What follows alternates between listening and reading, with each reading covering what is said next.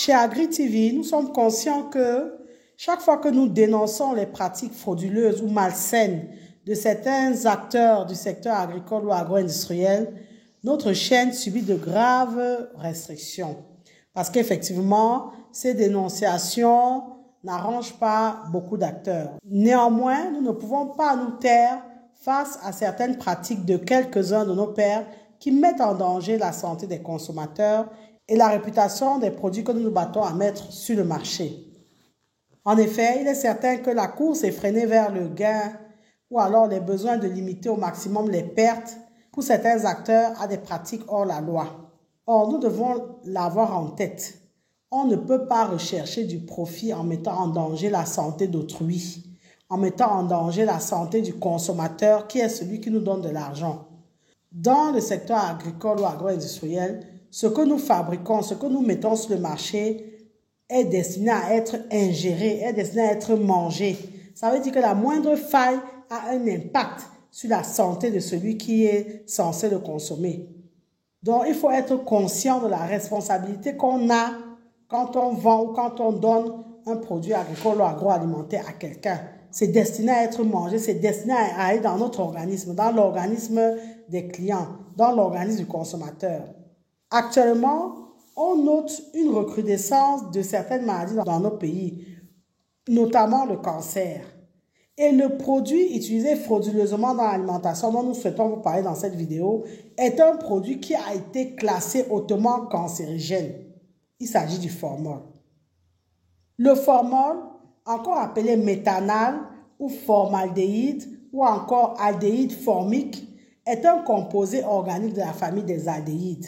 C'est une solution chimique, une solution liquide au goût sucré qui, à la base, est un fixateur et un conservateur de cadavres humains ou alors de cadavres animaux d'ailleurs. Mais on constate aujourd'hui que ce formol-là est de plus en plus utilisé dans l'alimentation. La formule chimique du formol, c'est CH2O. C'est une substance chimique toxique et hautement cancérigène. Ceux qui l'utilisent, peut-être ne le savent pas, peut-être le font par ignorance.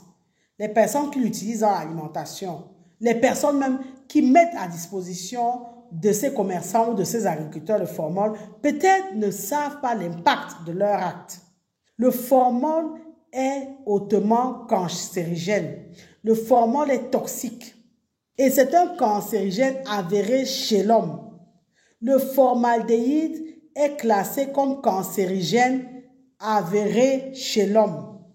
Donc, ce n'est pas un débat.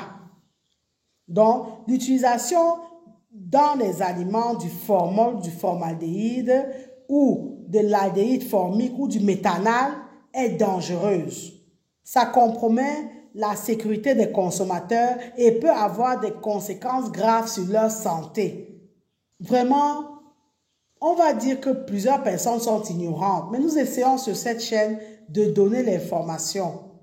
C'est dangereux de mettre en danger la vie des gens. La personne en achetant la viande, les fruits, ne sait pas qu'il achète la maladie. Vraiment, soyons conscients de ça.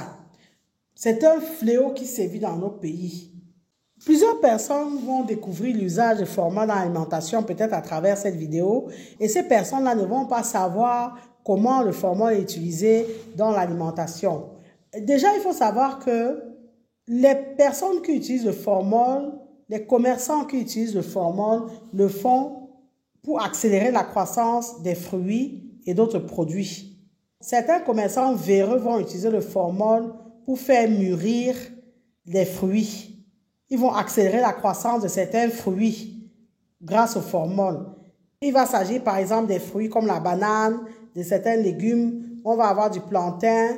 On va également utiliser le formol pour conserver d'autres produits comme la viande ou le poisson. Un autre usage du formol dans l'alimentation, c'est qu'on utilise le formol pour sucrer les boissons. C'est une pratique malsaine. Certains commerçants donc utilisent le formol à la place du sucre pour rendre plus sucrés les boissons et aliments qu'ils fabriquent. Vous allez avoir du formol dans les jus de fruits, dans les gâteaux, dans la bouillie et dans d'autres boissons diverses. Les gens vont vous dire, par exemple, certaines personnes, quand ils vont boire une boisson comme le bissap ou le jus de foléré, ils vont voir qu'après, ils ont le goût sucré qui reste dans leur bouche.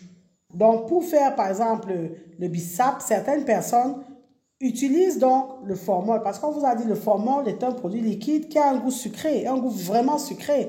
Donc, certaines vendeuses de jus de fruits en font usage parce que son goût est plus sucré que le sucre ordinaire. Donc, elles se disent qu'elles font des économies parce qu'elles vont utiliser le formol à la place du sucre. Le formol aura le goût sucré beaucoup plus prononcé. Donc, pour des raisons soi-disant économiques. Mais en le faisant, vraiment, encore une fois, elles mettent en danger la santé des personnes qui vont consommer ces jus de fruits ou ces bouillies ou ces autres produits-là. Et on l'a vu, hein, le formol est utilisé pour conserver donc les fruits. Donc, grâce au formol, les vives frais vont garder donc le même volume. Ils vont résister longtemps avant de se décomposer. On va le voir dans le cas de la viande. Les bouchers vont utiliser le formol pour conserver la viande. Non seulement ils vont utiliser le formol pour que la viande garde le même volume, mais il faut savoir que ce formol-là va éloigner les mouches. Et le fait d'éloigner les mouches, donc, ça empêche ou bien ça ralentit la décomposition. Donc, l'usage du formol, donc, pour prolonger la durée de conservation de la viande, du poisson et d'autres produits, il faut le savoir, c'est considéré comme une fraude alimentaire. C'est parce que malheureusement, il n'y a pas toujours de mécanisme de contrôle qu'on laisse prospérer ce genre de pratiques-là, parce que les conséquences sont désastreuses sur la santé humaine. Oui, ça a l'air banal.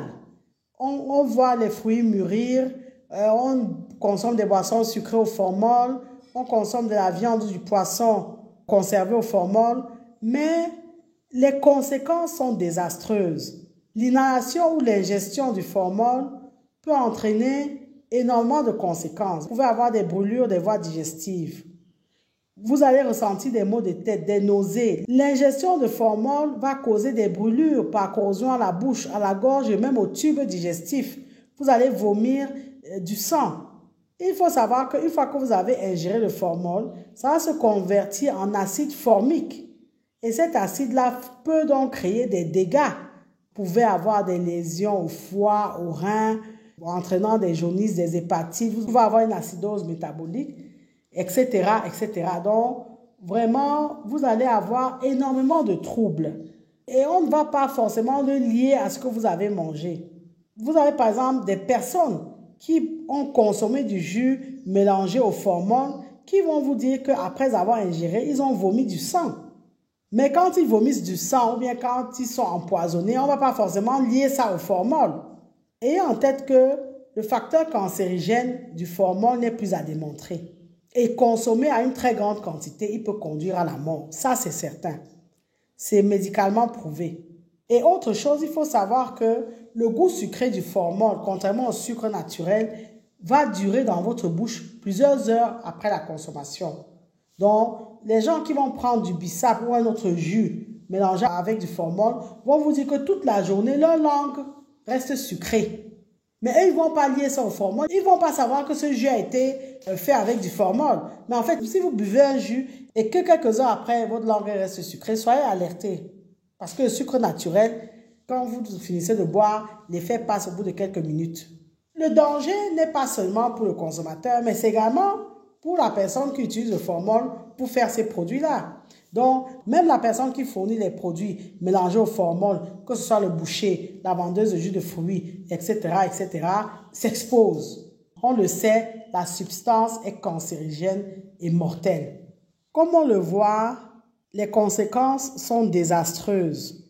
Nos autorités sanitaires, nos associations de défense des consommateurs, tous les responsables impliqués dans le contrôle qualité des aliments et nous-mêmes consommateurs devons être conscients des dangers du formol dans l'alimentation. Et nous devons agir, chacun à son niveau. On ne doit pas laisser prospérer l'utilisation d'un tel produit chimique toxique et potentiellement cancérigène. Donc, nous devons être vigilants. Chacun a son rôle à jouer dans la lutte de ce fléau. Nous devons alerter. On le sait, s'il n'y a pas de mouche autour d'une viande, il faut s'interroger. Si vous buvez un jus et que le goût sucré est excessif Et d'ailleurs, reste sur votre langue, vous devez être alerté. Il y a plusieurs façons de détecter. C'est vrai, ce n'est pas facile. Si l'information passe, vous devez effectivement jouer votre rôle si vous avez moyen de le faire. Le consommateur doit être responsable, mais l'agro-industriel, le commerçant, tous les acteurs du secteur agricole et agro-industriel doivent également être responsables, doivent être conscients que ce qu'ils produisent sont destinés à être ingérés par un organisme humain. Donc, être conscient que ce qu'ils mettent sur le marché, qu'on ingère, aura un impact sur la santé et la sécurité du consommateur. Les personnes familières de ces pratiques doivent donc être conscientes qu'elles sont plus ou moins criminelles, entre guillemets. Parce que si vous mettez la vie de vos semblables en danger, c'est que quelque part, vous les tuez, même si c'est à petit feu. Vous êtes criminel parce que vous tuez les gens, même indirectement. Nous avons souhaité dans cette vidéo ne parler que du formol. Mais il y a d'autres substances nocives, nuisibles à l'homme, dangereuses à l'organisme humain. Nous avons les trelles. Les trelles que les gens utilisent aussi frauduleusement. Les revendeurs aspergent les fruits avec les trelles afin qu'ils mûrissent le plus rapidement possible. Donc, on va voir ce beau jaune-là. On va se dire, belle ananas, bien quelle belle banane, alors que ce n'est pas mûr. Vous allez éplucher et constater que le produit n'est pas à maturité. Vous allez avoir la gamaline qui est également utilisée de façon frauduleuse. On va pêcher, on va bombarder les rivières avec cet insecticide toxique-là. Et les personnes qui vont consommer le poisson pêché à la gamaline vont se retrouver intoxiquées. C'est une responsabilité de donner à manger à son semblable. C'est une responsabilité de mettre sur le marché des produits alimentaires qui vont être ingérés par les consommateurs. Il faut en être conscient et savoir que tout acte qu'on pose peut avoir des répercussions, y compris sur la vie du consommateur de nos produits. Il faut être responsable. La recherche du profit à tout prix est très dangereuse.